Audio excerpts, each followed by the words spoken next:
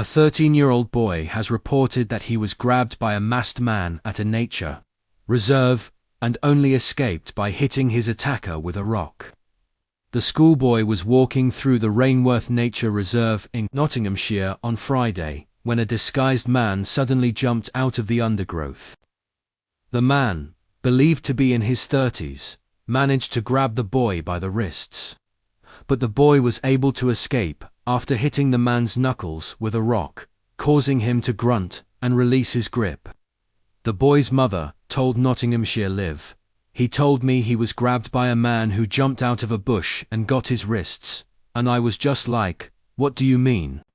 She added, "It's an area he has known since he was growing up. And I sometimes take the dogs there, so you don't expect anything like that to happen. It is really scary to think of what could have happened." The teenager was able to run away, but fell into some tall ferns and hid until he thought it was safe to come out.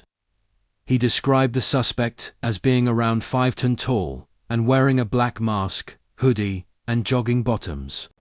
Nottinghamshire police stated, "We are investigating reports of an incident near Rufford Colliery Lane, Rainworth, at around 5:15 p.m. on Friday, July 4th. This must have been an extremely upsetting incident for the boy involved, and we are determined to uncover exactly what happened." Extensive inquiries have taken place in the local area, including nearby hospital facilities. As our investigation continues, anyone with additional information is asked to call 101, quoting Incident 553 of July 4, 2025.